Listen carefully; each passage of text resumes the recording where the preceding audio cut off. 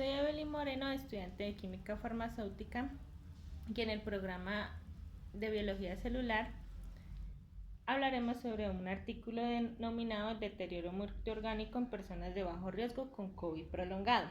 Fue publicado por Andrea Denis, entre otros colaboradores. En el artículo encontramos antecedentes donde la infección por coronavirus 2 por síndrome respiratorio agudo severo SARS-CoV-2 ha afectado de manera desproporcionada a las personas mayores y a las personas con afecciones médicas subyacentes. La investigación se ha centrado en los resultados a corto plazo en el hospital y la afectación de un solo órgano. Los métodos utilizados. En estos métodos se realizaron unos estudios observacionales perspectivos longitudinales de 2 centros en curso de individuos en infección aguda por coronavirus. Los síntomas y la función de los órganos como el corazón, pulmones, riñones, hígados, páncreas y vaso se evaluaron mediante cuestionarios estandarizados EQ, SD, SL y DISNEA-12.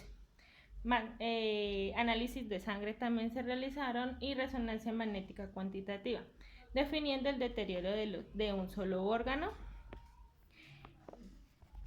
Un solo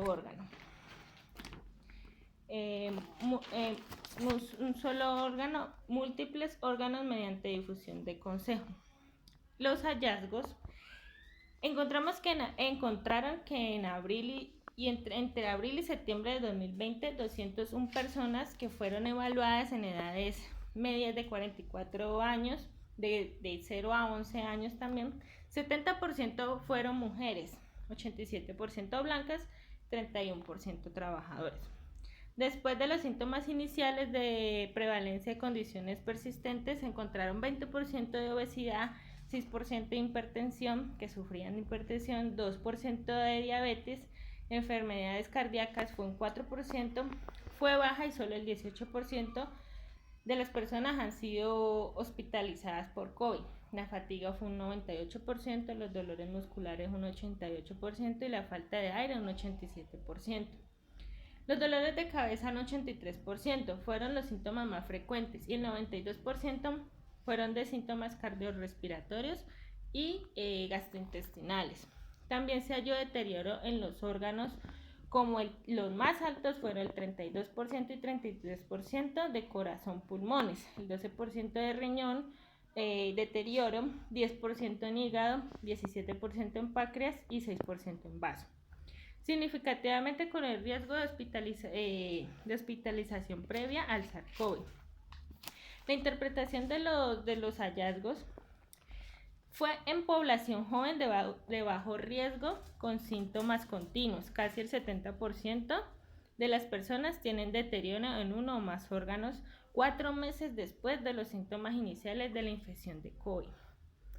Los métodos en el artículo encontramos que a 201 personas fueron inscritas en el Reino Unido, en Londres, para practicarle todos estos análisis. Entre abril y agosto de 2020, completando la evaluación antes del 14 de septiembre de 2020. Se les practicó a las 201 personas, se les practicó el análisis y les dio positivo en el frotis nasofaringeo de garganta con SARS-CoV-2 mediante la reacción en cadena de la polimerasa con transcriptasa. Una prueba de anticuerpos que a todos les dio positiva y tenían síntomas que se determinó que tenían COVID por médicos particulares o independientes. Con temperaturas de 37.8 grados centígrados y 3 o más episodios de tos durante las 24 horas del día. También se les realizó una resonancia magnética, donde el éxito de las imágenes fue más del 95%. Una exploración de 35 minutos por paciente para ver el deterioro en los órganos como corazón, pulmón, riñones, hígado, páncreas y vaso. También se practicaron estudios bioquímicos sérica como, hallar la cantidad de sodio, cloro, bicarbonato, entre otros, y encuestas de bioseguridad se les realizó a las 201 personas, y autocuidado, que fue como la calidad de vida de ellos, cómo se encontraban cuidándose durante la pandemia, si utilizaban sus tapabocas, utilizaban jabón antibacterial, el alcohol antiséptico, como si salían constantemente y estaban en contacto con personas, con otras personas, estaban en multitudes, etcétera. Todo eso se evalúa también. En los análisis de las imágenes de resonancia magnética se recopilaron datos de resonancia magnética multiorgánica en ambos lugares de estudio. Requirió típicamente 35 minutos por paciente, incluyendo visualizar cómo estaban los órganos como los pulmones, el corazón, el hígado, páncreas, riñones y vaso, mediante metodologías ya estandarizadas. Definición de deterioro orgánico. También mediante una tabla SI se hizo como una estadística ya con datos estandarizados de cuántas personas tenían deterioro en dichos órganos, y de las 201 personas en las estadísticas se encontraron que los que más fueron afectados fueron el corazón, los pulmones y el páncreas.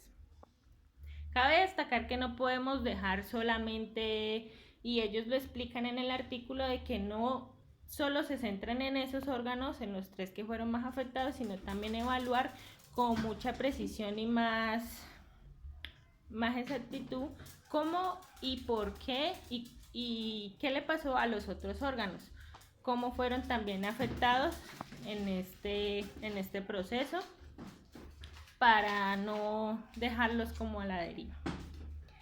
Los resultados es asociación entre síntomas, análisis de sangre y deterioro orgánico. Muestra el porcentaje de síntomas informados en aquellos con deterioro orgánico por órgano.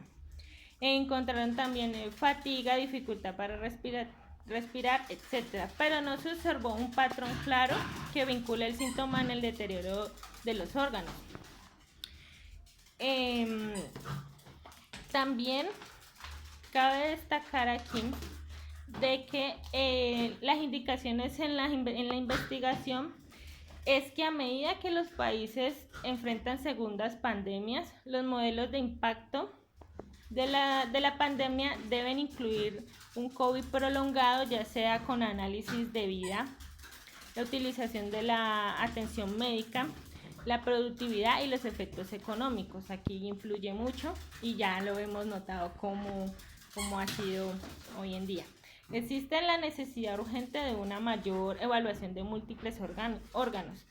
No, digamos, centrarnos solo en los específicos que ataque, sino que también hay que evaluar los demás, incluidos el análisis de sangre y las imágenes en el contexto del COVID. Concluyendo en el artículo que el COVID prolongado tiene una base fisiológica con resultados mesurables informados por el paciente y deterioro de órganos, evaluando y monitoreando a mediano y corto plazo. Investigaciones por CoverScan. Hasta luego.